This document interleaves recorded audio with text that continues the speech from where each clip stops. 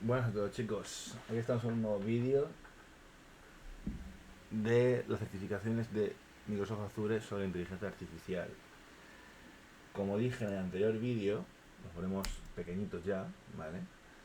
Eh, Vamos a ir haciendo los módulos con el objetivo de estar preparados para sacar la certificación oficial que tiene Microsoft de ingeniería artificial, eso sí, en Azure, con su arquitectura. En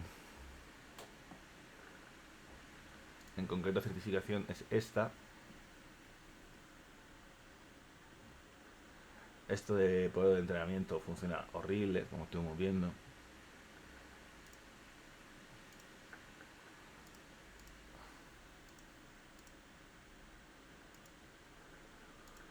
Directamente es que no va,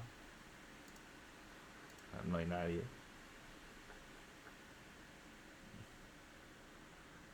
Salen cosas en... Ah, mira, aquí salen euros al menos. Uno en euros.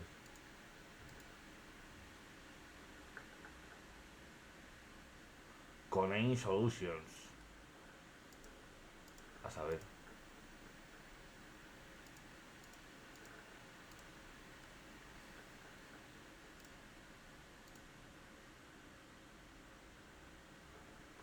Desde luego no tiene pinta que se pueda sacar en español.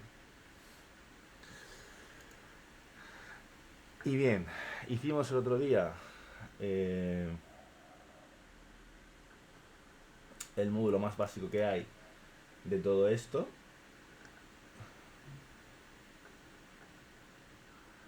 Que sería, mira, módulos en esta ruta de aprendizaje. Introducción artificial en Azure. 8 horas 40 minutos.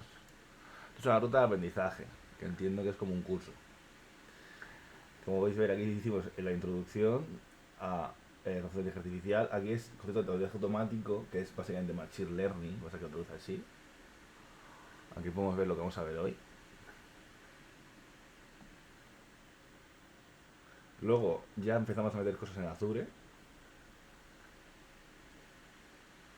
Inteligencia de agente generativo. Luego otra vez inteligencia generativa en Azure. Luego introducción al concepto de procesamiento de lenguaje natural, que esto es más sencillo que lo otro, no sé por qué la ruta de aprendizaje así. Introducción al procesamiento de lenguaje natural en Azure. Introducción a la voz en Azure. Introducción al concepto de computer vision. A computer vision en Azure.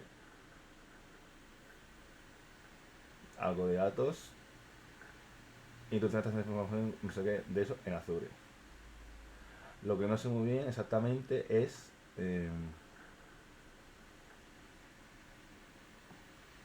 a ver si te con Azure y Azure Portal. La verdad es que eso no tengo ni idea. Te voy a mentir.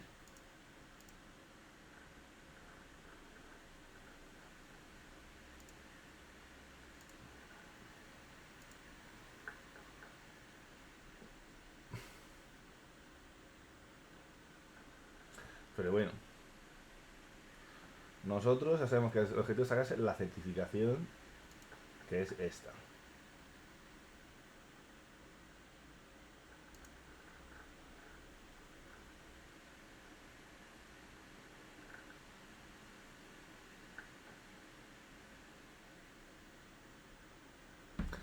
Que vemos que tiene todos estos módulos.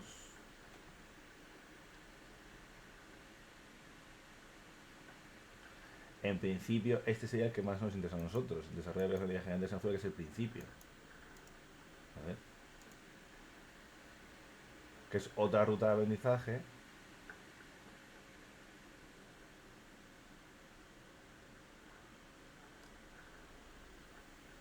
Se queda esa ruta de aprendizaje. O sea, bueno, vamos a ir poco a poco. Esta es la ruta de aprendizaje como más principiante que hay. Ya vemos que esta era una chorrada, absolutamente. Vamos a ver la introducción a los conceptos de aprendizaje automático. Inicio.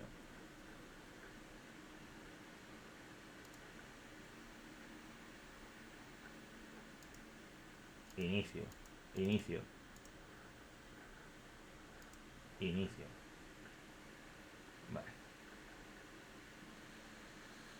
Texto, imágenes, video.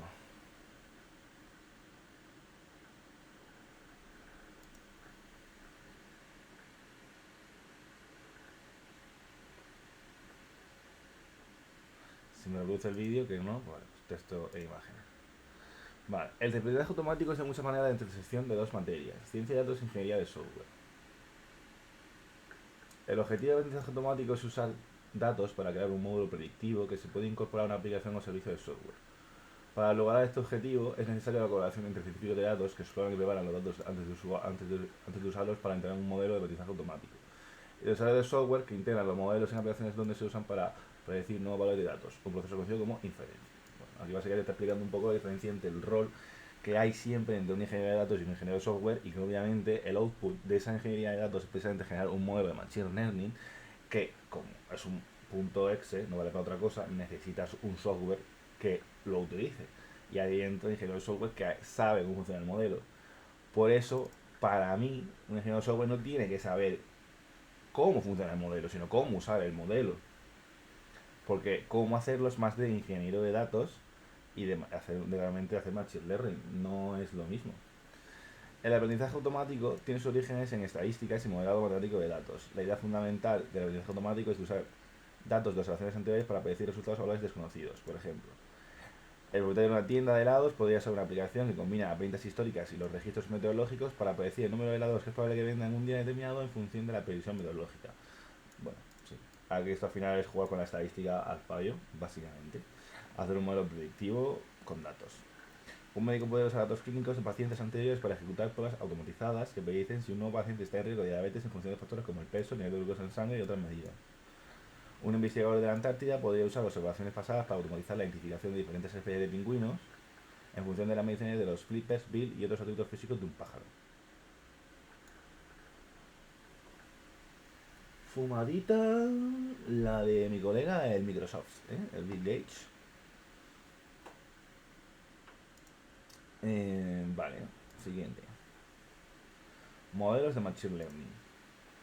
Dado que el aprendizaje automático se basa en matemáticas y estadísticas, esto sin subrayar es que es muy complicado. Dado que el aprendizaje automático se basa en matemáticas y estadísticas, es habitual pensar en modelos de aprendizaje automático en términos matemáticos. Fundamentalmente, un modelo de aprendizaje automático es una aplicación de software que encapsula una función para calcular un valor de salida basado en unos valores de entrada. El proceso de definición de esa función se conoce como entrenamiento. Una vez definida la función, puede usarla para predecir nuevos valores en un proceso determinado de inferencia. Vamos a explicar los pasos implicados en el entrenamiento y la inferencia. Cuando son unos inputs, se hace una función, esa función se ejecuta y le saca un output, ¿no?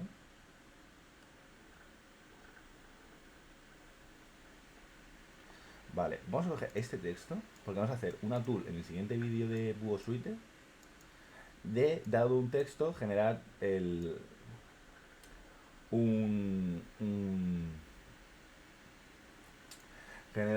¿cómo se llama? Un post en LinkedIn. ¿De acuerdo? Que eso va a ser para mí, obviamente. Me lo voy a guardar con ese objetivo. A ver, me voy a guardar aquí. LinkedIn. Vale, me paso el texto y me voy a pasar también la foto.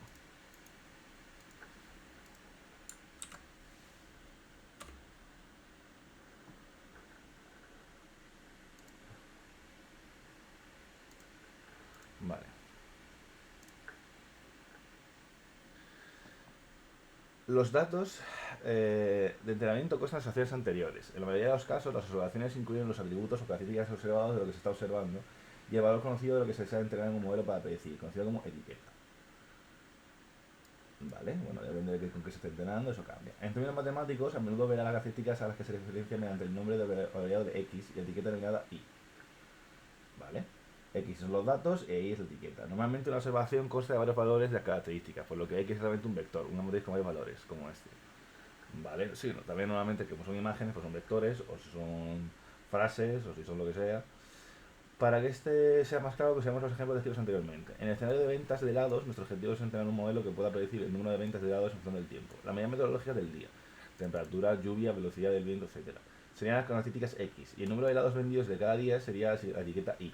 Vale, o sea que Y realmente es el resultado que quieres que se infiera. Se refieren a eso. No tanto como la etiqueta Yo pensaba que sería en plan metadato. Bueno, es que es lo mismo realmente. Yo estoy pensando en el ejemplo típico de un modelo de Machine Learning que te diga si es un perro o un gato. Obviamente la foto del gato es una corrección de píxeles y tiene la etiqueta gato. Etiqueta o solución, por así decirlo. Y luego el perro igual. Y de esa manera es capaz de clasificar ese perro o gato pues cuando se haya entrenado el modelo. En el escenario médico, el objetivo es predecir si un paciente está o no en riesgo de diabetes en función de sus condiciones clínicas. La medida del paciente son peso, glucosa en sangre, C, son las características X, y la probabilidad de diabetes, por ejemplo, 1 para riesgo, 0 para no riesgo, en la etiqueta Y. ¿Vale? En el escenario de investigación antártica, bueno, este como ejemplo es que realmente fumadón, no vamos a ver. Se aplica un algoritmo a los datos para intentar determinar una relación entre las características y la etiqueta y generar un algoritmo, ¿sabes? O sea, se abstraen demasiado de lo que es los modelos de inteligencia artificial para ser un curso de inteligencia artificial. Se aplica un algoritmo a datos para intentar determinar la relación entre las características y la etiqueta y generar una relación como un cálculo que se puede realizar en X para calcular Y. El algoritmo específico usado depende del tipo de problema predictivo que intenta resolver más adelante. Pero el principio básico es intentar ajustar los datos a una función en la que se pueden usar los valores de características para calcular la etiqueta. El resultado del algoritmo es un modelo que encapsula el cálculo derivado por el algoritmo como una función, llamémoslo f. En notación matemática, y es igual a la derivada de f, o la calculada de x, o en función de x. Vale. Ahora que la fase de entrenamiento está completa, se puede usar el modelo entrenado para la inferencia. El modelo básicamente es un programa software que encapsula la función generada por el proceso de entrenamiento.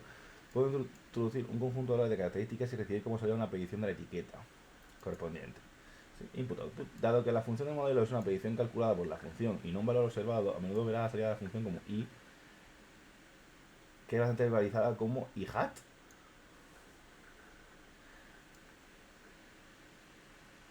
Vale, dado que la salida del modelo es una predicción calculada por la función y no un valor observado, a menudo se verá la salida de la función como... Vale, o sea que tiene una notación diferente, aquí si os fijáis, es como la inferida de i, no es i, porque no es una verdad, es... Eh, vale, y aquí lo que se explica es que coges los datos, sacas una función, construyes un modelo y realmente el paso 4 es que ya lo ejecutas. No, sé, no está explicado demasiado muy bien eso. Vale, estos son lo que es un modelo de Machine Learning. Ok, vamos a ver los tipos de modelo de Machine Learning. Tipos de modelo de Machine Learning. Estoy pensando que todos estos me los voy a llevar cada página de estas a un post de LinkedIn literal. Hay varios tipos de aprendizaje automático y de aplicar el tipo adecuado en función de lo que intente predecir. En el diagrama siguiente se muestra un desglose de los tipos comunes de aprendizaje automático. Aprendizaje automático supervisado y no supervisado. Eso lo sabía ya. Vale. Y al final, en el supervisado tienes la etiqueta, en el no supervisado no tienes la etiqueta solución. Esto agrupa en clústeres. Estos son modelos de regresión y de clasificación binaria o clasificación multiclase. Vale, binaria es una cosa u otra, hombre o mujer, bueno o malo, ¿no? Clasificación multiclase, o sea, o perro gato. Multiclase supongo que son para modelos ya más complejos que tengan diferentes tal. Y lo de regresión es de datos, vale, esto es el ejemplo de los helados. Aprendizaje automático supervisado. El aprendizaje automático supervisado es un término general para los algoritmos de aprendizaje automático en los que los datos de entrenamiento incluyen los valores de características y los valores etiquetados conocidos. El aprendizaje automático supervisado se usa para entrenar modelos mediante la determinación de una relación entre las características y las etiquetas en observaciones anteriores, de modo que las etiquetas desconocidas se puedan predecir para características en casos futuros. Claro, al final es que tú con tu dataset inicial tiene la etiqueta con la solución y de ahí es supervisado porque luego chequeas que realmente se ha dado la solución correcta. El no supervisado estás entrenando el modelo solamente con datos, no estás diciéndole el output, entonces es mucho más complejo.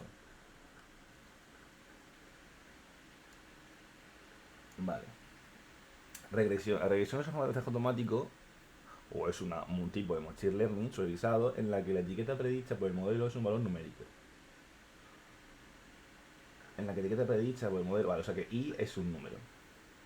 El número de helado depende de un determinado en función de la temperatura, la precipitación, no sé qué. El precio de venta de una propiedad en función de su tamaño en pies cuadrados, el número de vectores que contiene métricas socioeconómicas para su ubicación. La eficiencia del combustible, no sé qué, vale. La regresión es cuando es aprendizaje automático supervisado, o sea, machine learning supervisado, y aparte el output es un número. Entiendo que también un número en decimales. Clasificación. La clasificación es una forma de aprendizaje automático supervisado en el que la etiqueta representa una categorización o una clase. Hay dos escenarios de clasificación comunes. Binarios. La clasificación binaria, etiqueta de líneas y elementos elevados es o no una instancia de una clase específica, o bien los modelos de clasificación binaria predicen uno o dos resultados mutuamente excluyentes. Por ejemplo, si un paciente está riesgo de diabetes en función de métricas clínicas como peso no sé qué en sangre, si un cliente bancario incumplirá el pago de un préstamo basado en su base. Si un cliente de la lista de distribución de correo responderá positivamente a una oferta de marketing basada en atributos demográficos y compras anteriores. En estos ejemplos, el modelo predice un true o false o binario positivo negativo por una sola clase posible. ¿Vale? Lo que hemos dicho. Y luego la clasificación multiclase. La clasificación multiclase amplía la clasificación binaria para decir una etiqueta que representa una de varias clases posibles. Por ejemplo, la especie de pingüino son 3. El género de una película, pues también. Basada en su reparto, director y presupuesto. ¿Vale?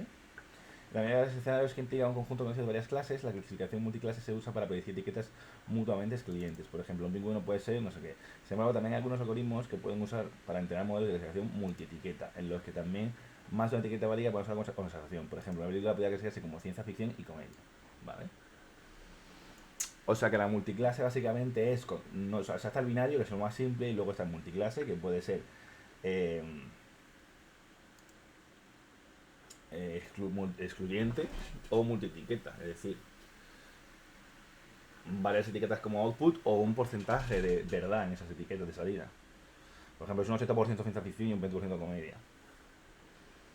Aprendizaje automático no supervisado. El aprendizaje automático no supervisado implica que el entrenamiento de modelos mediante datos se constan solo de valores de características sin etiquetas conocidas.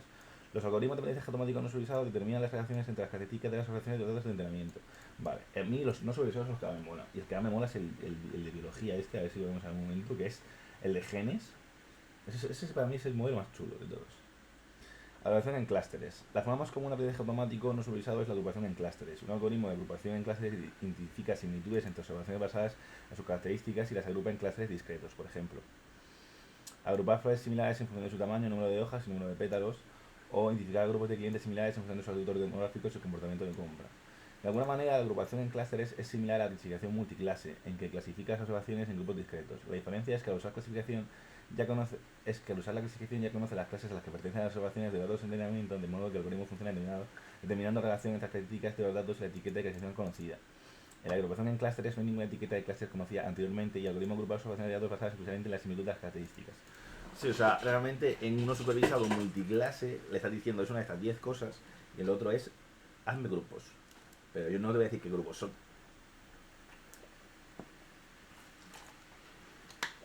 Eso es útil cuando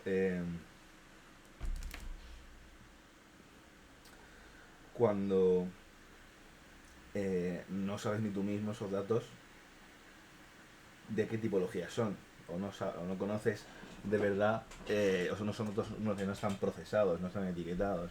Que etiquetar esto es como se hacía en inteligencia hace años, que eso era un trabajo enorme, el etiquetar todos esos datasets. En algunos casos, la agrupación en clústeres se usa para determinar el conjunto de clases que existen antes de entrenar un modelo de clasificación. Por ejemplo, pueden usar la agrupación de clústeres para segmentar los clientes en grupos y a continuación realizar esos grupos para identificar y clasificar diferentes clases de cliente. Alto valor, bajo volumen, pequeño comprador, frecuente, etc. Después podría usar las categorizaciones para etiquetar las observaciones de los resultados de la agrupación de clústeres y usar los datos etiquetados para entrenar un modelo de clasificación que predice la categoría de cliente que puede pertenecer a un nuevo cliente. Claro, porque el output de este no es... Luego no le puedes pasar, creo que solamente un ítem. Pero te genera ya como el dataset para poder entrenar uno de clasificación multiclase. Vale. Llevamos 20 minutos. Seguramente cuando llevamos media pararé y este módulo, como 1 hora y cuarto o así lo pone, seguramente... Y hago otro vídeo mañana. Ay. Vale. Regresión. Los modelos de regresión se entrenan para predecir valores de etiquetas numéricas basándose en datos de entrenamiento que incluyen tanto características como etiquetas conocidas. Muchas veces voy a leerlo en voz alta y luego voy a leerlo yo mismo para volver a enterarme, ¿vale? Entiendo que esto la gente, si lo está viendo, lo tiene que leer también por sí misma. Los modelos de regresión se entrenan para predecir valores de etiquetas numéricas basándose en datos de entrenamiento que incluyen tanto etiquetas como etiquetas conocidas. El proceso de entrenamiento de un modelo de regresión, o de hecho cualquier modelo de aprendizaje automático supervisado, implica múltiples iteraciones en las que se utiliza un algoritmo adecuado, normalmente con algunos ajustes parametrizados, para entrenar un modelo, evaluar el rendimiento predictivo del modelo y perfeccionar repitiendo el proceso de entrenamiento con diferentes algoritmos y parámetros hasta alcanzar un nivel aceptable de exactitud predictiva. En el diagrama se muestran 4 elementos clave del proceso de entrenamiento para los modelos de aprendizaje automáticos supervisados. Aquí tienes el dataset con las entradas y las etiquetas. Bueno, vamos a leerlo, la clasificación que dicen estos. Divide los datos de entrenamiento aleatoriamente para crear un conjunto de datos con el que entrenar el modelo, mientras conserva un subconjunto de datos que utilizará para validar el modelo entrenado. ¿Vale? Del dataset se cogen unos cuantos para evaluar de entrenamiento y otros para evaluar el output.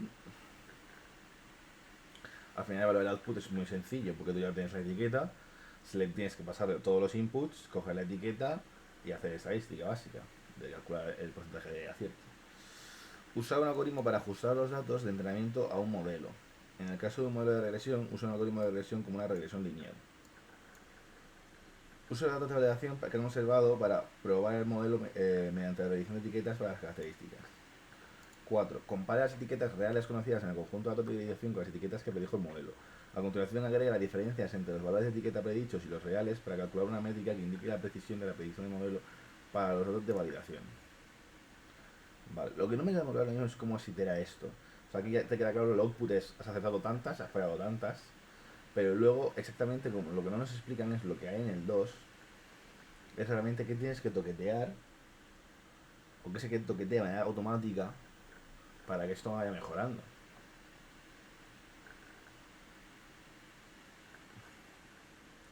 Después de cada entrenamiento, validar la iteración, puede repetir el proceso con distintos algoritmos y parámetros hasta que se logre una métrica de evaluación aceptable.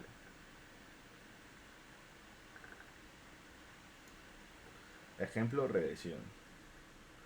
Vamos a explorar la regresión con un ejemplo simplificado en el que entendemos un modelo para predecir una etiqueta numérica y basada en un único valor de característica X. La mayoría de los escenarios reales implican varios valores de características, lo que agrega cierta complejidad, pero el principio es el mismo. Para nuestro ejemplo, vamos a ceñirnos en el escenario de la venta de helados que hemos analizado anteriormente. Para nuestra característica consideramos la temperatura, supongamos que el valor de la temperatura es máxima en un día determinado. Y la etiqueta para la que queremos entrar en un modelo de predicción es el número de helados vendidos ese día. Empezamos con algunos de los históricos que incluyen registros de temperaturas diarias X y ventas de helado Y. Vale, esta tabla la puedo expandir, no sé muy bien por qué. La temperatura es la izquierda, o sea, te mueres, ¿no? O sea, hace 83 grados.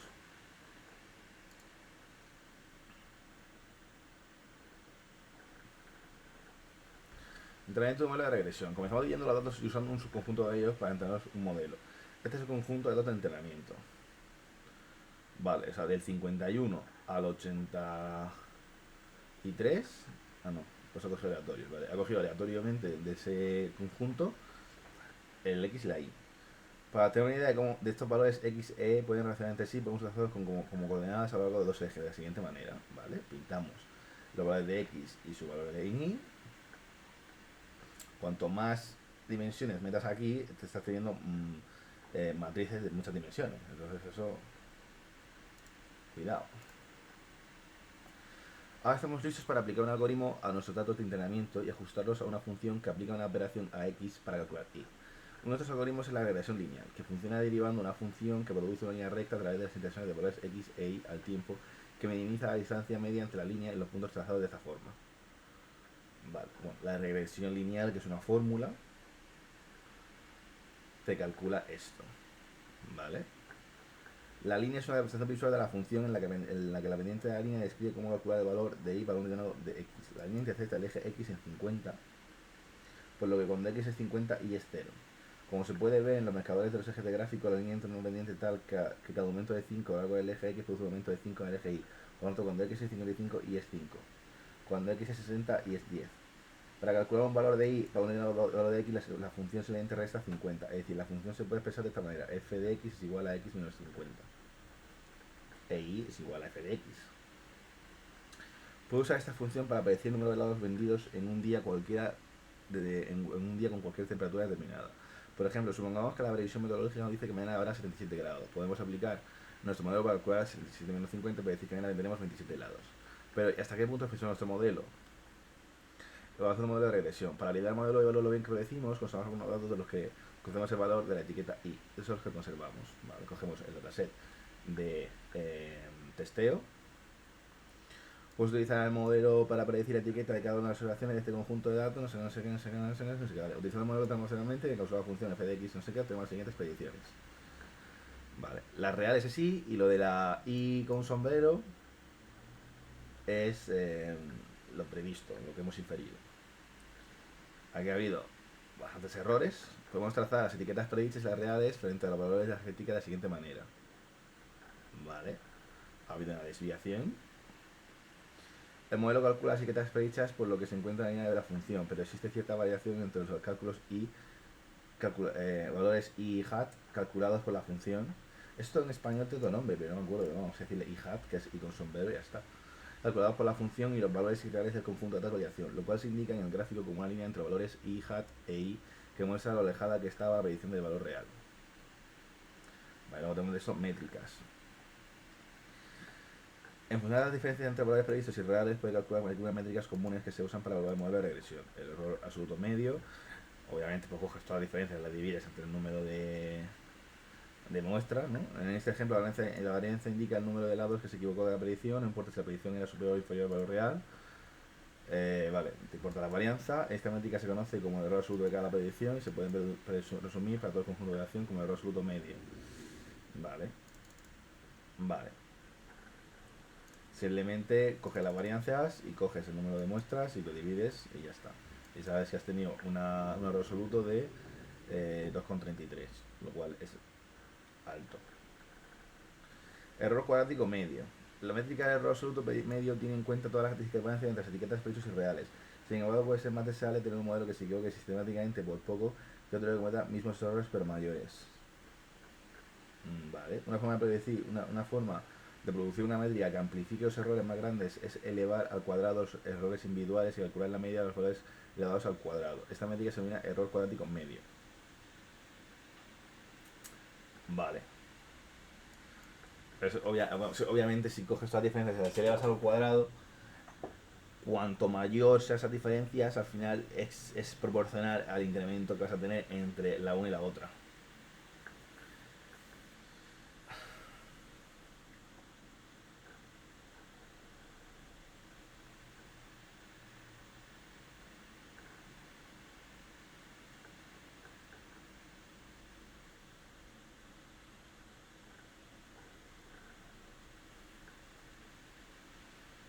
Vale.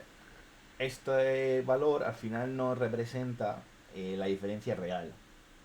Dice, el error cuadrático medio ayuda a tener en cuenta, o sea, la magnitud de los errores, pero como eleva al cuadrado los valores del error, la métrica resultante ya no representa la cantidad media por etiqueta. En otras palabras, podemos decir que que el error cuadrático medio de nuestro modelo es 6, pero no mide con exactitud en términos relativos, ¿no?, del número de lados que se predicieron mal. 6 es solo una puntuación numérica que indica el nivel de error en las predicciones de validación. Y está diciendo, claro, como hemos elevado al cuadrado todo, también hay que elevar el cuadrado del resultado. Y al final obtienes que la raíz del error cuadrático medio es 2,45, que es diferente a 2,33, que sería el error medio absoluto. De esta manera se consigue que ganar un poco más de importancia al tema de la magnitud de los errores, porque no es lo mismo equivocarte por más o por menos, pero también se normaliza al total de resultados, al final raíz cuadrada. Entonces sí que ya es más representativo. Vale, coeficiente de determinación. Todas las métricas hasta ahora comparan las discrepancias entre valores previstos y los reales para evaluar el modelo. Sin embargo, en realidad hay alguna variación aleatoria natural en las ventas diarias de lados que el modelo tiene en cuenta. En un modelo de regresión lineal, el algoritmo de entrenamiento ajusta una línea recta que minimiza la varianza media entre la función y los valores de etiqueta conocidos. El coeficiente de determinación, más comúnmente denominado como R cuadrado o R cuadrado, es una métrica que mide la proporción de la varianza en los resultados de la validación que el modelo puede explicar, en contraposición a algún aspecto anómalo de los datos de variación. Por ejemplo, un día con un uso de ventas de datos de una fiesta local. El cálculo de R cuadrado es más complejo que para métricas anteriores. Compara la suma de las diferencias al cuadrado entre las etiquetas previstas y las reales con la suma de las diferencias al cuadrado entre los valores reales de las etiquetas y la media de los valores reales de etiquetas de esta forma. R cuadrado es 1 menos el sumatorio de i menos i hat al cuadrado dividido entre el sumatorio de las mismas. Vale, lo entiendo. No se preocupe demasiado si le parece complicado. La mayoría de las herramientas de aprendizaje automático pueden calcular la métrica automáticamente, obviamente. Lo importante es que el resultado entre un valor entre 0, lo importante es que el resultado es un valor entre 0 y 1 que describe la proporción de varianza que explica el modelo. En términos sencillos, cuanto más cercano uno sea a este valor, mejor se ajusta el modelo de variación. En el caso de la regresión de grado, el cuadrado calculado a partir del dato de variación es de 0 a 25, que está bastante bien. A ver, esto básicamente es para normalizar el valor que te está dando las diferencias entre las métricas.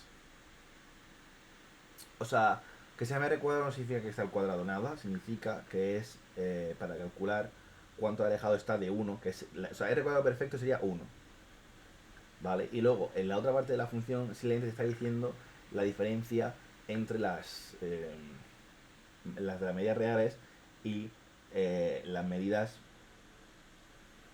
eh, inferidas. Asumiendo de esta manera el error que pueda haber en el propio dataset. Porque estás restándolo de sí mismo y dividiéndolo. Bueno, es un lío, pero se entiende más o menos. Y aparte es que hay que abstraerse de todo esto porque al final son matemáticas y estadística medianamente avanzada.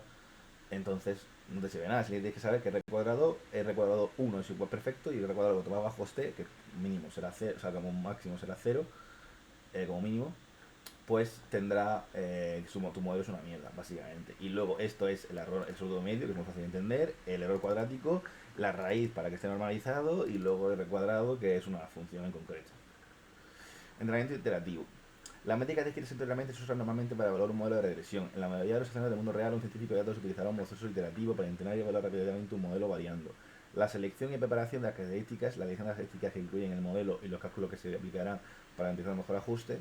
La selección del algoritmo, en el ejemplo anterior hemos explorado la regresión lineal, pero existen muchos otros algoritmos de regresión. Los parámetros del algoritmo, ajustes numéricos para controlar el comportamiento del algoritmo, más exactamente llamados hiperparámetros, para diferenciar de los parámetros X e Y. Vale. Tras múltiples iteraciones se selecciona el modelo que se da como resultado mejor métrica de evaluación aceptable para el escenario específico. Vale, en este caso hemos visto un ejemplo concreto de aprendizaje supervisado, de Machine Learning supervisado, de tipo regresión, utilizando la regresión lineal, y se han explicado el cálculo para ver cómo se hace el dataset, la dataset de testeo, cómo sacar unas métricas de esos valores resultados y que al final el entrenamiento es iterativo. Vale. Y aquí ya nos metemos con el tema de la clasificación binaria, que eso lo vamos a hacer en el próximo vídeo, porque pienso que ya este vídeo se queda muy largo. Al final el objetivo de todo eso es prepararnos para sacar una certificación. Es muy andar por casa, porque soy yo leyendo literalmente el contenido, pero bueno, creo que así queda chulo, se viene bien al canal subir vídeos. Y aparte, pues bueno, es una forma en la que entendas conmigo un poco cómo funciona todo esto,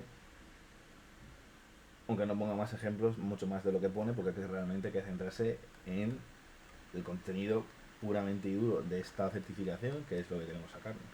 La verdad es que estoy sorprendido porque del modelo más básico a esto ya es un paso.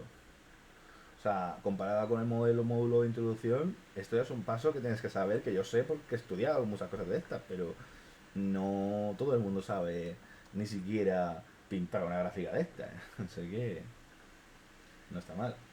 Vale, pues hasta en el siguiente vídeo.